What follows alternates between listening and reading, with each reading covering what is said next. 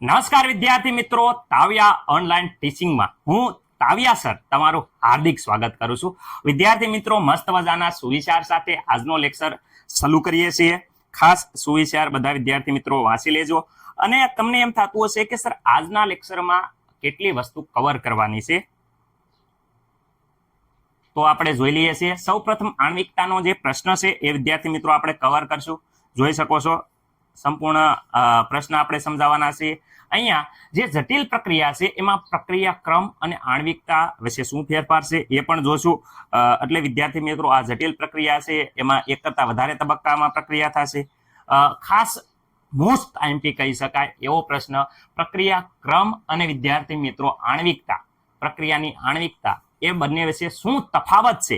વિદ્યાર્થી મિત્રો, પ્રક્રિયા ક્રમ આપણે અગાઉના લેક્ચરમાં જોયું હતું અને આ લેક્ચરમાં આણ્વિકતા જોઈ છે, અને એ બંને વચ્ચેનો તફાવત વિદ્યાર્થી મિત્રો આપણે આ લેક્ચરમાં જોવાના છીએ. રેડી? ઓકે, તો આપણે આ સુવિચાર સાથે લેક્ચરની શરૂઆત કરશું.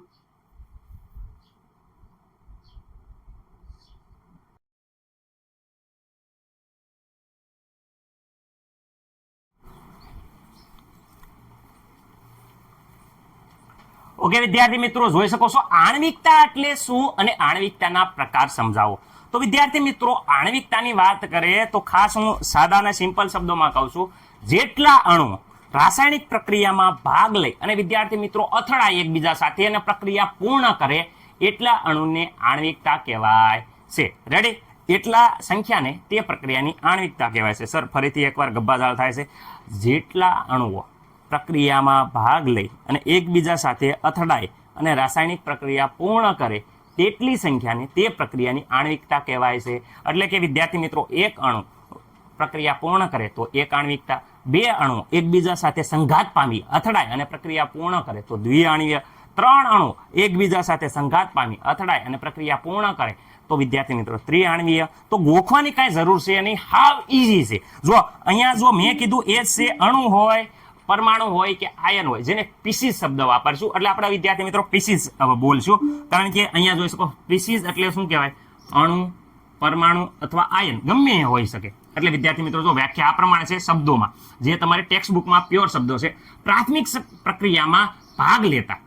પ્રક્રિયામાં ભાગ લેતા સ્પીસીસ ની જેટલી સંખ્યા શું છે એક સાથે અથડાય અને રાસાયણિક પ્રક્રિયા પૂર્ણ કરે તેટલી સંખ્યાને તે પ્રક્રિયાની શું કહેવાય છે? આણ્વિકતા કહેવાય છે. જેટલી સંખ્યા એકબીજા સાથે અથડાય, રાસાયણિક પ્રક્રિયા પૂર્ણ કરે તેટલી સંખ્યાને તે પ્રક્રિયાની આણ્વિકતા કહેવાય છે. ઓકે વિદ્યાર્થી મિત્રો, તો મને નથી લાગતું કે કોઈને કાંઈ પ્રોબ્લેમ હોય. પ્રાથમિક પ્રક્રિયામાં ભાગ લેતા સ્પીસીસ, અણુ, પરમાણુ અથવા તો આયન જેટલી સંખ્યામાં એકબીજા સાથે અથડાય, એટલે કે વિદ્યાર્થી મિત્રો સંઘાત પામી, ખાસ યાદ રાખવાનું, સંઘાત પામી એટલે અથડામણ થાવ, સંઘાત પામી રાસાયણિક પ્રક્રિયા પૂર્ણ કરે તેટલી સંખ્યાને તે પ્રક્રિયાની શું કહેવાય છે? આણ્વિકતા કહેવાય છે. ઓકે, જો માત્ર ને માત્ર એક અણુ હોય એ વિદ્યાર્થી મિત્રો વિઘટન થઈ જાય. એકનો એક અણુ છે એ એમના અથડાય, સંઘાત પામી અને વિદ્યાર્થી મિત્રો વિઘટન થાય, કારણ કે એક હોય તો એકનો એક જ તૂટશે તો વિઘટન પામશે. તો વિદ્યાર્થી મિત્રો આ જોઈ શકો છો કે માત્ર એક અણુ હતો તો આને એક આણ્વીય કહેવાય. બે અણુઓ યાદ રાખજો, આ એના જેવા હરખા બે અણુઓ હોય એ વિદ્યાર્થી મિત્રો એકબીજા સાથે અથડાય અને વિદ્યાર્થી મિત્રો નિપજ આપે, નિપજ, તો વિદ્યાર્થી મિત્રો દ્વિઆણ્વીય. ત્રિઆણ્વીય, આ માનો કે આ બે અણુ ઈ અને એક ત્રીજો અણુ બીજા કોઈનો હોય, જુદા જુદા હોય, પણ મૂળ જ્યાં ત્રણ અણુ હોય અને વિદ્યાર્થી પ્રક્રિયા થાય અને વિદ્યાર્થી મિત્રો નિપજ આપે તો એને ત્રિઆણ્વીય કહેવાય છે. અને ત્રણ કરતા વધુ હોય તો બહુઆણ્વીય. જો ખાસ એક આણ્વીય કોને કહેવાય? માત્ર એક અણુ શું થાય કે સંઘાત પામી અને પ્રક્રિયા પૂર્ણ કરે તો તેને એક આણ્વીય. બે આણ્વીય કોને કહેવાય? કે બે પીસીસ, રેડી, સંઘાત પામી અને શું છે રાસાયણિક પ્રક્રિયા પૂર્ણ કરે, દ્વિઆણ્વીય. ત્રણ અણુઓ કોને? ત્રિઆણ્વીય કોને કહેવાય? ત્રણ પીસીસ, રેડી, શું છે? ત્રણ પીસીસ શું થાય? એકબીજા સાથે અથડાય અથવા સંઘાત પામી રાસાયણિક પ્રક્રિયા પૂર્ણ કરે તો એને ત્રિઆણ્વીય. ત્રણ કરતા વધુ વિદ્યાર્થી મિત્રો હોય તો એને બહુઆણ્વીય પ્રક્રિયા કહેવાય છે. ચલો વ્યવસ્થિત રીતે ઉદાહરણ સાથે આપણે હવે જોઈએ છીએ. મને નથી લાગતું કે કોઈ પણ વિદ્યાર્થી મિત્રોને આમાં પ્રોબ્લેમ હોય. એક આણ્વીય અને દ્વિઆણ્વીય પ્રક્રિયા. વિદ્યાર્થી મિત્રો, હમણાં જ આપણે વ્યાખ્યા આપી હતી એ જ પ્રમાણે જો વ્યાખ્યા ગોખવાની રહેતી જ નથી. આપણે કીધું હતું કે જે પ્રક્રિયામાં શું છે કે જે પ્રક્રિયામાં પ્રક્રિયા કરતી પીસીસ માત્ર એક હોય, પ્રક્રિયા કરતી પીસીસ એક હોય તેવી પ્રક્રિયાને એક આણ્વીય પ્રક્રિયા કહેવાય છે. રેડી છે સર? જે રાસાયણિક પ્રક્રિયામાં બે પીસીસ એક સાથે સંઘાત પામી સમાવિષ્ટ હોય તો તેવી પ્રક્રિયાને દ્વિઆણ્વીય પ્રક્રિયા કહેવાય છે. જે રાસાયણિક પ્રક્રિયામાં ત્રણ વિદ્યાર્થી મિત્રો પીસીસ એક સાથે સંઘાત સમાવિષ્ટ હોય તેને ત્રિઆણ્વીય કહેવાય છે. જે રાસાયણિક પ્રક્રિયામાં ત્રણ કરતા વધુ વિદ્યાર્થી મિત્રો પીસીસ એક સાથે સંઘાત સમાવિષ્ટ હોય તેને બહુઆણ્વીય પ્રક્રિયા કહેવાય છે. તો આમાં ગોખવાનું રહેતું નથી. એક વ્યાખ્યા કરી નાખો એટલે એકદમ મસ્ત રીતે બધી વ્યાખ્યા આવડી જશે. ઓકે, પહેલી વાત કરે કે અહીંયા જોઈ શકો છો કે જે પ્રક્રિયામાં પ્રક્રિયા કરતી પીસીસ એક હોય તે પ્રક્રિયાને શું કહેવાય? એક આણ્વીય પ્રક્રિયા કહેવાય છે. ઉદાહરણ તરીકે વાત કરે છે એમોનિયમ નાઇટ્રેટ. તો વિદ્યાર્થી મિત્રો અહીંયા પ્રક્રિયા કરો, અહીંયા જોઈ શકો છો એમોનિયમ નાઇટ્રેટ. અહીંયા આ એમોનિયમ નાઇટ્રેટ છે વિદ્યાર્થી મિત્રો. ઓકે સર, એમોનિયમ નાઇટ્રેટ જેનું વિઘટન કરવામાં આવે વિદ્યાર્થી મિત્રો, શું કરવામાં આવે? વિઘટન. તો વિઘટન કરતા વિદ્યાર્થી મિત્રો આ N અને આ N વાયુ છૂટો પડે છે તો અહીંયા N2 વાયુ મળે છે. રેડી વિદ્યાર્થી મિત્રો? પ્લસ વિદ્યાર્થી મિત્રો અહીંયા જોઈ શકો છો S4O2. તો વિદ્યાર્થી મિત્રો S4 એટલે આ 2 અને આ 2 4, O2 એટલે અહીંયા આ ડાયરેક્ટ O2 થઈ જાય છે. આ 2 ડાયરેક્ટ OR ગુણાય છે એટલે O2 થઈ જાય છે. તો જોઈ શકો છો તમને નાઇટ્રોજન વાયુ અને પાણી મળે છે. કોનું વિઘટન કરતા? એમોનિયમ નાઇટ્રેટનું વિઘટન કરતા નાઇટ્રોજન વાયુ અને પાણી મળે છે. કઈ પ્રક્રિયા છે? એક આણ્વીય પ્રક્રિયા. કારણ કે માત્ર ને માત્ર અહીંયા જોઈ શકો છો એક અણુ ભાગ લે છે એટલે એક આણ્વીય પ્રક્રિયા કહેવાય છે. એક ન લખ્યો હોય તો આપણે સમજી જવાનું સહગુણક એક જ છે. ઓકે, અહીંયા વાત કરે છે દ્વિઆણ્વીય પ્રક્રિયા. જે રાસાયણિક પ્રક્રિયામાં કેટલી વિદ્યાર્થી મિત્રો જોઈ શકો છો બે પીસીસ એક સાથે સંઘાત સમાવિષ્ટ હોય તેને દ્વિઆણ્વીય પ્રક્રિયા કહેવાય છે. તો અહીંયા વિદ્યાર્થી મિત્રો હાઇડ્રોજન આયોડાઇડ. તો વિદ્યાર્થી મિત્રો આ હાઇડ્રોજન આયોડાઇડ છે એના કેટલા અણુ લેવાના? 2. કારણ કે એક સાથે 2 અણુ લેશે તો 2 પીસીસ એટલે 2 અણુ લીધા. તો એની પ્રક્રિયા વિદ્યાર્થી મિત્રો કરતા અહીંયા વિદ્યાર્થી મિત્રો I2 વાયુ અને વિદ્યાર્થી મિત્રો S2 વાયુ મળે છે. ઓકે, આયોડિન અને ડાયઆયોડાઇડ અને વિદ્યાર્થી મિત્રો ડાયહાઇડ્રોજન વાયુ વિદ્યાર્થી મિત્રો મળે છે. ઓકે, આ પ્રક્રિયાને કઈ પ્રક્રિયા કહેવાય? દ્વિઆણ્વીય પ્રક્રિયા કહેવાય છે. હાલો, આની આવી જ રીતે આપણે ત્રિઆણ્વીય અને બહુઆણ્વીય પ્રક્રિયા જોઈ લઈએ. આવી જ છે. ઓકે, ત્રિઆણ્વીય પ્રક્રિયા અને બહુઆણ્વીય પ્રક્રિયા વ્યાખ્યા સેમ ટુ સેમ છે. આપણે પહેલા જ કીધું તો હા બીજી છે. તમારો સમયનો બરબાદ થાય એટલે જોઈ શકો છો અહીંયા જે રાસાયણિક પ્રક્રિયામાં 3 પીસીસ, અહીંયા 2 હતું એની જગ્યાએ 3 પીસીસ એક સાથે સંઘાતમાં સમાવિષ્ટ હોય તે પ્રક્રિયાને શું કહેવાય છે? ત્રિઆણ્વીય પ્રક્રિયા કહેવાય છે. જે પ્રક્રિયામાં 3 પીસીસ એક સાથે સંઘાત સમાવિષ્ટ હોય તેને શું કહેવાય છે? ત્રિઆણ્વીય પ્રક્રિયા કહેવાય છે. સર ઉદાહરણ વિદ્યાર્થી મિત્રો આપું છું ને વિદ્યાર્થી મિત્રો નાઇટ્રોજન ઓક્સાઇડ. ઓકે, આ છે નાઇટ્રોજન ઓક્સાઇડ વિદ્યાર્થી મિત્રો અને એની પ્રક્રિયા વિદ્યાર્થી મિત્રો શું થઈ જાય છે? O2 સાથે. રેડી? કેટલા સર? તો વિદ્યાર્થી મિત્રો અહીંયા 2 નાઇટ્રોજન ઓક્સાઇડનું O2 સાથે પ્રક્રિયા કરો વિદ્યાર્થી મિત્રો તો અહીંયા આપણને મળે છે NO2. શું મળે છે? 2NO2. વિદ્યાર્થી મિત્રો નાઇટ્રોજન ઓક્સાઇડની પ્રક્રિયા ઓક્સિજન વાયુ સાથે કરતા શું મળે છે? નાઇટ્રોજન ડાયોક્સાઇડ મળે છે. ઓકે, ઓક્સિજનના 2 અણુ વિદ્યાર્થી મિત્રો અહીંયા જોઈ શકો છો કે આ કંઈ નથી. તો વિદ્યાર્થી મિત્રો એક કુલ ટોટલ પીસીસ જોઈ શકો 1 અને 1. તો કુલ ટોટલ પીસીસ કેટલી થઈ ગઈ વિદ્યાર્થી મિત્રો? અણુ કેટલા થઈ ગયા? 3 વિદ્યાર્થી મિત્રો. તો 3 અણુઓ પ્રક્રિયામાં ભાગ લેશે એટલે આ પ્રક્રિયાને કઈ કહેવાય છે? ત્રિઆણ્વીય પ્રક્રિયા કહેવાય છે. રેડી? હવે બહુઆણ્વીય પ્રક્રિયાની વાત કરે તો 3 કરતા વધારે અણુઓ પ્રક્રિયામાં ભાગ લે એવી શક્યતા બહુ ઓછી છે. રેડી? ખાસ યાદ રાખજો 3 કરતા વધારે અણુ એક સાથે સંઘાત પામે અને પ્રક્રિયા પામે એની સંભાવના ઘણી જ વિદ્યાર્થી મિત્રો શું છે? જો ઘણી જ શું છે? ઓછી છે. વળી આ પ્રક્રિયા થાય કદાચ, બરોબર, સંભાવના તો ઓછી જ છે પરંતુ કદાચ થાય તો પણ અતિ ધીમી હોય છે, બહુ ધીમી હોય. રેડી વિદ્યાર્થી મિત્રો? આ પ્રક્રિયા છે એ વિદ્યાર્થી મિત્રો બહુ ધીમી હોય છે. ઓકે, તો મને નથી લાગતું કે તમને એક આણ્વીય, દ્વિઆણ્વીય, ત્રિઆણ્વીય પ્રક્રિયામાં કાંઈ પણ પ્રોબ્લેમ હોય, વ્યવસ્થિત રીતે જોઈ શકો છો. ઓકે, હવે આગળનો પ્રશ્ન આપણે જઈએ છીએ. ઓકે વિદ્યાર્થી મિત્રો, જટિલ પ્રક્રિયાનો પ્રક્રિયા ક્રમ ઉદાહરણ સાથે સમજાવો. રાઈટ, જટિલ પ્રક્રિયાનો જે પ્રક્રિયા ક્રમ છે આપણે ઉદાહરણ સાથે સમજવાનો છે, કારણ કે જટિલ પ્રક્રિયા છે એમાં શું હોય કે 3 થી વધુ પ્રક્રિયકો જે અણુઓ ધરાવતી જટિલ પ્રક્રિયા છે એનો પ્રક્રિયા ક્રમનું એક આપણે કેવી રીતે મેળવો એ પાર્ટ આપ્યો છે. અને બીજી તમારી ટેક્સ્ટ બુકમાં આ રીતે છે કે ભાઈ એક કરતાં વધારે તબક્કામાં જે પ્રક્રિયાનો પ્રક્રિયા ક્રમ અને વેગ નિર્ણાયક તબક્કો જે છે એ કેવી રીતે મેળવો એનું વિદ્યાર્થી મિત્રો ઉદાહરણ છે. તો શરૂઆત આપણે અહીંયાથી કરીએ છીએ. ખાસ ધ્યાન રાખજો, 3 થી વધુ જે અણુઓ ધરાવતી હોય એવી જટિલ પ્રક્રિયા. જો ધ્યાન રાખજો, અહીંયા આપણે એક ઉદાહરણ આપું છું, જરાક વ્યવસ્થિત રીતે વિદ્યાર્થી મિત્રો તમે જોજો.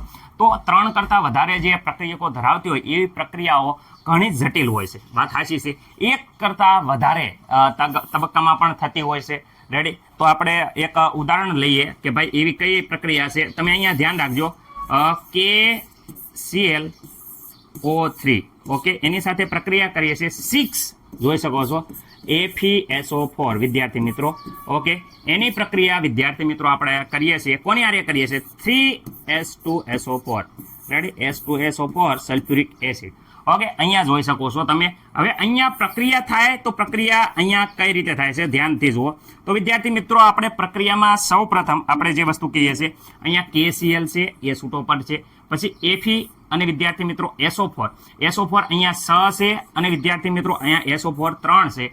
એવી રીતે આપણે વ્યવસ્થિત રીતે ધીરે ધીરે પ્રક્રિયા કરીએ તો સૌપ્રથમ અહીંયા મેં કીધું એ પ્રમાણે KCl, ઓકે સર, KCl વત્તા વિદ્યાર્થી મિત્રો અહીંયા સ Fe છે તો સ છે અને આવી રીતે લખવાના 3 Fe2 એટલે 3 દુ સ થઈ ગયા. રેડી, હવે SO4 કેટલા હતા? અહીંયા સ અને અહીંયા 3 9. તો વિદ્યાર્થી મિત્રો આ SO4 વિદ્યાર્થી મિત્રો એના 3 કરી દો, 3 તેરી 9. ઓકે સર, અહીંયા તો S2 રહી ગયા. કેટલા S2 રહી ગયા?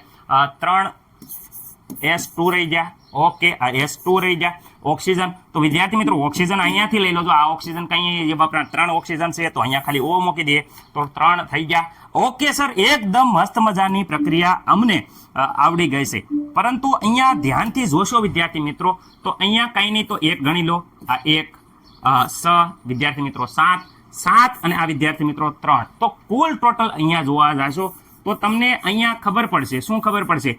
કે ભાઈ અહીંયા તો પ્રક્રિયા ક્રમ કેટલો છે. જો અહીંયા 1 2 3 આમ ગણવા જાવ તો અહીંયા તમને મહેસૂસ થશે કે પ્રક્રિયાનો જે પ્રક્રિયા ક્રમ છે, પ્રક્રિયા ક્રમની વાત થાય છે વિદ્યાર્થી મિત્રો. જો આવી રીતે તમે નક્કી કરશો તો અહીંયા 10 થાય છે, 10 ક્રમની છે. કયા ક્રમની છે પ્રક્રિયા?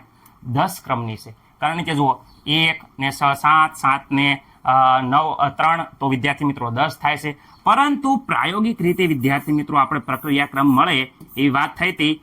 પ્રાયોગિક રીતે વિદ્યાર્થી મિત્રો આનો પ્રક્રિયાનો પ્રક્રિયા ક્રમ છે એ વિદ્યાર્થી મિત્રો ખાસ યાદ રાખજો. કયા ક્રમની છે? આ 10 ક્રમની જગ્યાએ માત્ર ને માત્ર દ્વિતીય ક્રમની આવી. કયા ક્રમની આવી? દ્વિતીય ક્રમની પ્રક્રિયા આવી. તમે જોઈ શકો છો કે આટલી બધી જટિલ પ્રક્રિયા, 3 કરતાં વધુ પ્રક્રિયકો ધરાવતી આખી પ્રક્રિયા કરી તો વિદ્યાર્થી મિત્રો આપણને એવું લાગ્યું કે પ્રક્રિયા ક્રમ 10 આવશે, પણ 10 નો આવ્યો. કેટલા ક્રમની આવી? દ્વિતીય ક્રમની પ્રક્રિયા આવી. રેડી, એ માત્ર ને માત્ર કેવી રીતે મળે? પ્રાયોગિક રીતે મળે છે. એટલે કે આખો આપણે પ્રયોગ કરવો પડે. પ્રયોગ ઉપરથી સાંદ્રતાના આધારે વિદ્યાર્થી મિત્રો આખા પ્રયોગના આધારે મળે છે. એટલે તમે આમના ઉપરથી સાદી ગણતરીના આધારે મેળવી શકો નહીં. એ પ્રાયોગિક વેલ્યુ છે. એટલે પ્રક્રિયા ક્રમ એ દ્વિતીય ક્રમ છે જે માત્ર પ્રાયોગિક છે, ગણતરીના આધારે ક્યારે પણ મળતો નથી. ઓકે, તમારા દાખલા આવે ત્યારે તમને આપી દીધો હશે અથવા પ્રયોગની વેલ્યુ આપી દીધી હશે, તમારે ગણવાનો રહેશે. ઓકે, અહીંયા જોઈ શકો છો જટિલ પ્રક્રિયાનો પ્રક્રિયા ક્રમ ઉદાહરણ સહિત સમજાવો. પરંતુ વિદ્યાર્થી મિત્રો 1 કરતાં વધારે તબક્કાની જે પ્રક્રિયા હોય, રેડી, એમાં પ્રક્રિયા ક્રમ અને વેગ નિર્ણાયક તબક્કો કેવી રીતે નક્કી કરવો? તો વિદ્યાર્થી મિત્રો હું તમને કહું છું કે જ્યારે જટિલ પ્રક્રિયાની ક્રિયાવિધિનો અભ્યાસ આપણે કરીએ તો વિદ્યાર્થી મિત્રો પ્રક્રિયા ક્રમ નક્કી કરી શકાશે. રેડી, 1 કરતાં વધારે તબક્કામાં થતી પ્રક્રિયા હોય એમાં વિદ્યાર્થી મિત્રો પ્રક્રિયાનો વેગ એ પ્રક્રિયાનો સૌથી ધીમો તબક્કો નક્કી કરે છે. 1 કરતાં વધારે તબક્કામાં પ્રક્રિયા થતી હોય તો પ્રક્રિયાનો વેગ એ કોણ નક્કી કરે છે? પ્રક્રિયાનો વેગ એ પ્રક્રિયાનો સૌથી ધીમો તબક્કો નક્કી કરે છે. એટલે કે ભિન્ન ભિન્ન તબક્કામાં થતી રાસાયણિક પ્રક્રિયાનો એકંદરે વેગ એ ધીમા તબક્કા પ્રમાણે લેવામાં આવે છે અથવા લેવાય છે. જે ધીમા તબક્કા પ્રમાણે લેવામાં આવે છે જેને વિદ્યાર્થી મિત્રો વેગ નિર્ણાયક તબક્કો કહેવાય છે. ઓકે, મને નથી લાગતું કે કોઈને કાંઈ પ્રોબ્લેમ હોય કે ભાઈ એક કરતાં જુદા જુદા તબક્કામાં જે પ્રક્રિયા થાય એમાં પ્રક્રિયાનો વેગ છે એકંદરે ધીમા તબક્કા પ્રમાણે લેવામાં આવે છે અને એ તબક્કામાં વેગ નિર્ણાયક તબક્કો કહેવાય છે. સર, વેગ નિર્ણાયક તબક્કો ઉદાહરણ સાથે સમજાવો ને કે ભાઈ કોને વેગ નિર્ણાયક તબક્કો કહેવાય. તો જો અહીંયા એક પ્રક્રિયા આપું છું, એ પ્રક્રિયામાં જો પ્રક્રિયા તમે જોશો હાઇડ્રોજન પેરોક્સાઇડ છે, હાઇડ્રોજન પેરોક્સાઇડ છે. રેડી? ઓકે, જે વિદ્યાર્થી મિત્રો I માઇનસ આયોડાઇડ આયન છે એની હાજરીમાં વિદ્યાર્થી મિત્રો આલ્કલાઇન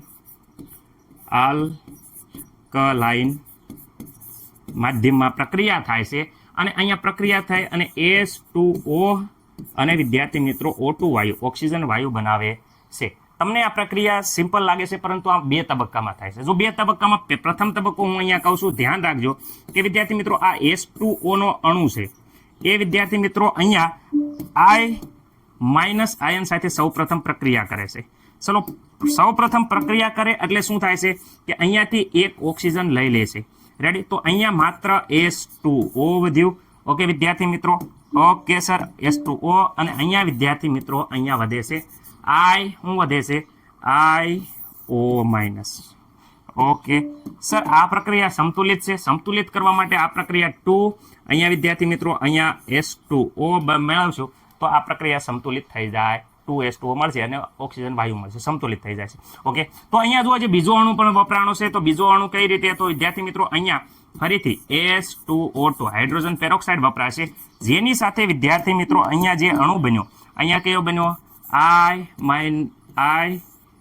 IO માઇનસ આ અણુ બન્યો તો વિદ્યાર્થી મિત્રો જે પ્રક્રિયા કરી નાખશે એટલે અહીંયા પ્રક્રિયા કરશે એટલે ઓક્સિજન ફરીથી એકવાર લઈ લેશે એટલે અહીંયા તો એક ઓક્સિજન ઓછો કરી નાખો, H2O બનશે અને વિદ્યાર્થી મિત્રો અહીંયા એક ઓક્સિજન બીજો મળી જશે તો અહીંયા O2 અને અહીંયા એમના. એટલે એનો મતલબ એમ થાય છે સર, તમે જોઈ શકો છો કે અહીંયા વિદ્યાર્થી મિત્રો O2 અને અહીંયા વિદ્યાર્થી મિત્રો I માઇનસ જે શરૂઆતમાં હતો એનો એમ મળ્યો છે. આ પ્રક્રિયા ફટાફટ થાય છે એટલે કે વિદ્યાર્થી મિત્રો આ પ્રક્રિયા છે એ ઝડપી થાય છે. જ્યારે આ પ્રક્રિયા શરૂઆતમાં આઈની હાજરીમાં વિદ્યાર્થી મિત્રો આ અણુ બનાવવો થોડો મુશ્કેલ છે એટલે આ પ્રક્રિયા ધીમી થાય છે. તો ધીમી થાય છે તો અહીંયા વેગ નિર્ણાયક તબક્કો કયો કહેવાય, તો વિદ્યાર્થી મિત્રો પ્રથમ તબક્કો છે એ વિદ્યાર્થી મિત્રો ફરીથી કહું છું કયો પ્રથમ તબક્કો જે છે વિદ્યાર્થી મિત્રો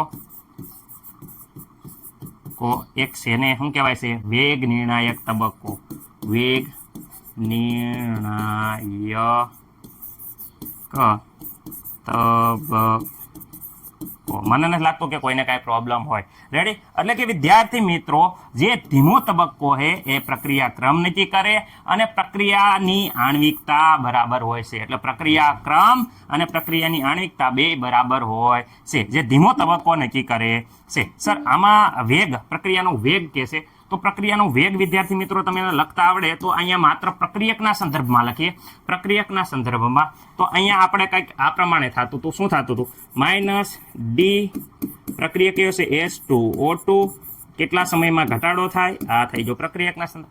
પરંતુ સમતુલન અચળાંક વિદ્યાર્થી મિત્રો કેના સંદર્ભમાં લખો? રેડી? વિકલન વેગના સમીકરણમાં લખો તો માત્ર પ્રક્રિયકની સાંદ્રતા એટલે પ્રક્રિયક H2O2.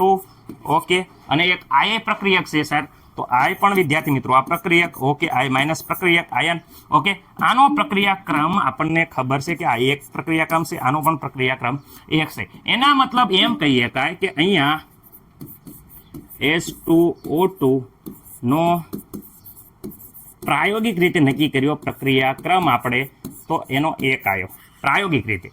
અહીંયા વિદ્યાર્થી મિત્રો I માઇનસ નો પ્રક્રિયાક્રમ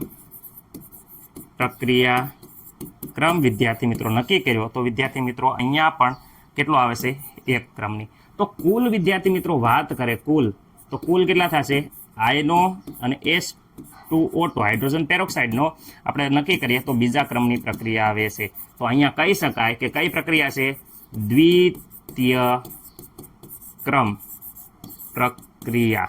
ઓકે, આ પ્રક્રિયા ક્રમ છે વિદ્યાર્થી મિત્રો, એ માત્ર ને માત્ર પ્રાયોગિક રીતે નક્કી થઈ શકે છે. અને આમાં પ્રક્રિયા ક્રમ એ આણ્વિકતા બંને વિદ્યાર્થી મિત્રો સમાન હોય છે. ઓકે, એકદમ મસ્ત રીતે જોઈ શકો. હવે તો તમને એમ થતું પ્રક્રિયા ક્રમ એટલે શું અને આણ્વિકતા એટલે શું, તો બંનેનો તફાવત હું તમને સમજાવું છું, જરાક જોઈ લેજો. આમાં મને નથી લાગતું કે કોઈને કાંઈ પ્રોબ્લેમ હોય.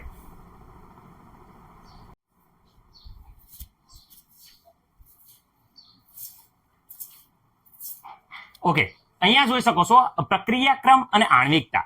પ્રક્રિયાક્રમ આપણે અગાઉના લેક્ચરમાં જોઈ લીધો છે અને આણ્વિકતા આપણે આજના લેક્ચરમાં જોયું છે. તો તમને એમ થતું હશે કે પ્રક્રિયાક્રમ અને આણ્વિકતા બંને સમાન છે કે અલગ અલગ, તો વિદ્યાર્થી મિત્રો અલગ અલગ છે અને એનો તફાવત આપણે જોઈ શકીએ છીએ. પ્રક્રિયાક્રમ આપણે અગાઉ શીખ્યું હતું, સર શું શીખ્યું હતું, તો વિદ્યાર્થી મિત્રો આપણે કીધું હતું કે પ્રક્રિયા વેગના જે સમીકરણમાં પ્રક્રિયકની સાંદ્રતાના ઘાતાંક હોય એને સંદર્ભમાં પ્રક્રિયાક્રમ કહેવાય છે. જે પ્રક્રિયા વેગનું સમીકરણ હતું એમાં પ્રક્રિયકની સાંદ્રતાના જે ઘાત હતા એના સંદર્ભમાં પ્રક્રિયાક્રમ હોય છે અથવા પ્રક્રિયાક્રમ કહેવાય છે. અને આપણે આણ્વિકતા આજ જ જોયું કે અણુ પરમાણુ જે સંખ્યામાં પ્રારંભિક પ્રક્રિયામાં ભાગ લેશે, એકબીજા સાથે અથડામણ અનુભવે છે અને જેના પરિણામે પ્રક્રિયા શું છે પરિણમે છે તેને આણ્વિકતા કહેવાય છે. મને નથી લાગતું કોઈને કાંઈ પ્રોબ્લેમ હોય. આપણે કીધું છે પ્રક્રિયાક્રમ છે એ પ્રાયોગિક રાશિ છે, શૂન્ય કે અપૂર્ણાંક હોઈ શકે છે. જ્યારે અહીંયા વાત કરે આણ્વિકતા, એ વિદ્યાર્થી મિત્રો શૂન્ય કે અપૂર્ણાંક હોઈ શકે નહીં, એ સૈદ્ધાંતિક રાશિ છે,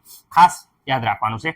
આણ્વિકતા છે એ માત્ર ને માત્ર પ્રારંભિક પ્રક્રિયાને લાગુ પાડી શકાય છે, કોઈ સંકીર્ણ પ્રક્રિયા હોય, જટિલ પ્રક્રિયા હોય એને લાગુ પડતી નથી. પરંતુ વિદ્યાર્થી મિત્રો અહીંયા પ્રક્રિયાક્રમ છે એ પ્રારંભિક પ્રક્રિયાને લાગુ પડે અને સંકીર્ણ પ્રક્રિયાને પણ લાગુ પાડી શકાય છે. આપણે જે હમણાં જોયું. રેડી.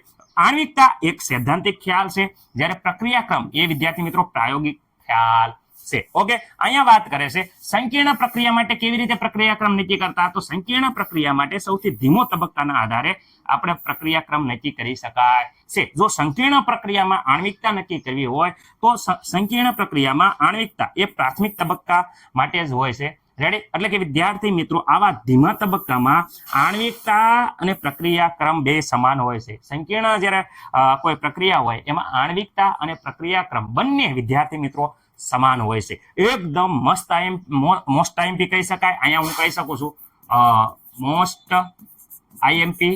એટલે વિદ્યાર્થી મિત્રો આ તફાવત તમારે વ્યવસ્થિત રીતે લખી અને વિદ્યાર્થી મિત્રો કોન્સેપ્ટ ક્લિયર કરી નાખવાનો છે, કારણ કે આણ્વિકતા અને પ્રક્રિયાક્રમમાં બધાને કન્ફ્યુઝન થાય છે, એટલે આપણે આ તફાવત આપ્યો છે.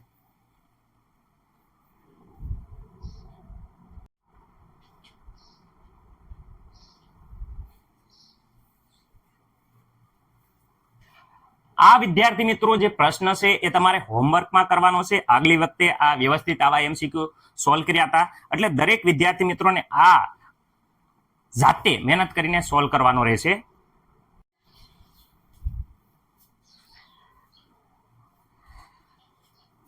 ઓકે વિદ્યાર્થી મિત્રો, તો આજના લેક્ચરમાં આટલું. મસ્ત મજાનું તમને સંપૂર્ણ સમજૂતી સાથે. હવે જો ખાસ યાદ રાખવાનું છે કે આના પછીનો જે લેક્ચર છે 7મો લેક્ચર એ મોસ્ટ આઈએમપી છે, તો દરેક વિદ્યાર્થી મિત્રોને આગળનો લેક્ચર ખાસ જોવા નમ્ર વિનંતી. અને આ સંપૂર્ણ પાઠની જે પીડીએફ છે વિદ્યાર્થી મિત્રો, એ પીડીએફ આપણને અહીંયા નીચે ડિસ્ક્રિપ્શન લિંકમાં આપેલી છે અને તમે ડાઉનલોડ કરી શકશો. મસ્ત મજાના ફોલ્ડર સાથે જૂના પ્રશ્ન પેપર છે એ પણ વિદ્યાર્થી મિત્રો તમે ડાઉનલોડ કરી શકો છો. આજના લેક્ચરમાં આટલું. કંઈ ભૂલચૂક રહી ગઈ હોય તો વિદ્યાર્થી મિત્રો તમારા જે ગુરુજનો છે સ્કૂલમાં વર્ષોથી ભણાવે છે એમની પાસે સોલ્વ કરાવી લેજો અથવા કોમેન્ટ કરી દેજો. હું પૂરો પ્રયત્ન કરીશ મારાથી જે ભૂલ રહી ગઈ હોય એ સુધારવાનો. બાકી મળીએ આવતા લેક્ચરમાં. ત્યાં સુધી જય હિન્દ, જય ભારત.